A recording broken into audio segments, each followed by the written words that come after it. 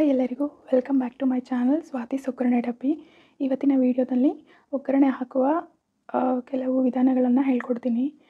ತುಂಬ ಜನ ಅಂದ್ಕೊಂಡಿರ್ತಾರೆ ಬಿಸಿ ಎಣ್ಣೆಗೆ ಸಾಸಿವೆ ಕರಿಬೇವು ಹಾಕಿದ್ರೆ ಒಗ್ಗರಣೆ ಮುಗೀತು ಅಂತ. ಆದರೆ ಒಗ್ಗರಣೆ ಹಾಕೋದ್ರಲ್ಲಿ ಅನೇಕ ವಿಧಾನಗಳಿವೆ.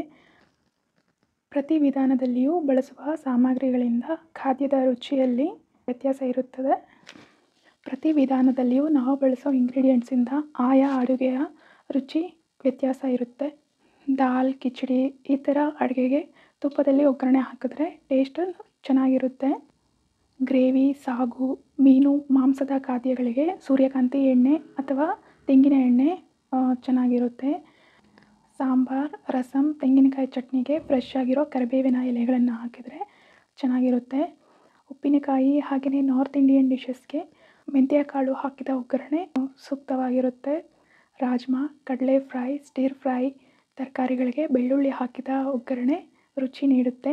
ಬೇಳೆ ಸಾಂಬಾರ್, ಈರುಳ್ಳಿ ಮತ್ತು ಬೆಳ್ಳುಳ್ಳಿ ಹಾಕಿದ ಅಡುಗೆಗಳಿಗೆ ಹಿಂಗು ಹಾಕಿದ ಒಗ್ಗರಣೆ ಉತ್ತಮವಾಗಿರುತ್ತೆ. ಕೋಳಿ ಸುಕ್ಕಾದಂಥ ಡ್ರೈ ಪಲ್ಯ, ದಾಲ್ಗಳಿಗೆ ಇಡೀ ಮೆಣಸಿನಕಾಯನ್ನು ಹಾಕಿದ ಒಗ್ಗರಣೆ ತುಂಬ ಚೆನ್ನಾಗಿ ಹೊಂದುತ್ತೆ. ಅವಲಕ್ಕಿ ಉಪ್ಪಿಟ್ಟಿಗೆ ಫ್ರೆಶ್ ಆಗಿರೋ ಹಸಿ ಮೆಣಸಿನಕಾಯಿನ ಹಾಕಿದ್ರೆ ಟೇಸ್ಟ್ ಅನ್ನೋದು ತುಂಬಾ ಚೆನ್ನಾಗಿರುತ್ತೆ.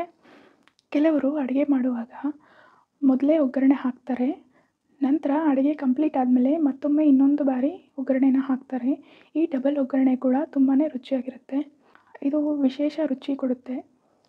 ದಕ್ಷಿಣ ಭಾರತದ ಅಡುಗೆಗಳಿಗೆ ಸಾಸಿವೆ, ಉದ್ದಿನಬೇಳೆ, ಕರಿಬೇವು, ಒಣಮೆಣಸಿನಕಾಯಿ ಹಾಕಿದ ಒಗ್ಗರಣೆ ತುಂಬಾ ಚೆನ್ನಾಗಿರುತ್ತೆ. ಉತ್ತರ ಭಾರತದ ಅಡುಗೆಗಳಿಗೆ ಜೀರಿಗೆ, ಬೆಳ್ಳುಳ್ಳಿ, ಹಸಿಮೆಣಸಿನಕಾಯಿ, ಧನಿಯಾ ಪುಡಿ ಹಾಕಿದ ಒಗ್ಗರಣೆ ಚೆನ್ನಾಗಿರುತ್ತೆ. ಇದು ಇವತ್ತಿನ ಒಗ್ಗರಣೆ ಹಾಕುವ ಸೂಕ್ತ ವಿಧಾನ. ನಿಮಗೆ ಈ ಟಿಪ್ಸ್ ಇಷ್ಟ ಆಗಿದೆ ಅಂತ ಅಂದ್ಕೊಂಡಿದ್ದೀನಿ.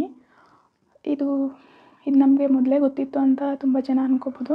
ಆದರೆ ಯಾರಾದರೂ ಹೊಸದಾಗಿ ಅಡುಗೆ ಕಲಿಯೋರಿಗೆ ಈ ಟಿಪ್ಸ್ ಯೂಸ್ ಆಗುತ್ತೆ ಅಂತ ಈ ವಿಡಿಯೋ ಮಾಡ್ತಾಯಿದ್ದೀನಿ. ಇದು ನನ್ನ ಫಸ್ಟ್ ವಿಡಿಯೋ, ಆದ್ದರಿಂದ ಸ್ವಲ್ಪ ಮಿಸ್ಟೇಕ್ ಮಾಡಿದರೆ ನೆಕ್ಸ್ಟ್ ಟೈಮ್ ಕರೆಕ್ಟ್ ಮಾಡ್ಕೊತೀನಿ. ನಿಮಗೆ ಈ ವಿಡಿಯೋ ಹೇಗೆ ಅನ್ನಿಸ್ತು ಅಂತ ಕಾಮೆಂಟಲ್ಲಿ ಹೇಳೋದನ್ನ ಮರಿಬೇಡಿ. ಹಾಗೆಯೇ ನಿಮಗೆ ಈ ವಿಡಿಯೋ ಇಷ್ಟ ಆಗಿದ್ದರೆ ನನ್ನ ಚಾನಲ್ನ ಸಬ್ಸ್ಕ್ರೈಬ್ ಮಾಡಿ. ಹಾಗೆಯೇ ಈ ವಿಡಿಯೋನ ನಿಮ್ಮ ಫ್ರೆಂಡ್ಸ್ ಆ್ಯಂಡ್ ಫ್ಯಾಮಿಲಿಗೆ ಶೇರ್ ಮಾಡೋದನ್ನು ಮರಿಬೇಡಿ. Thank you.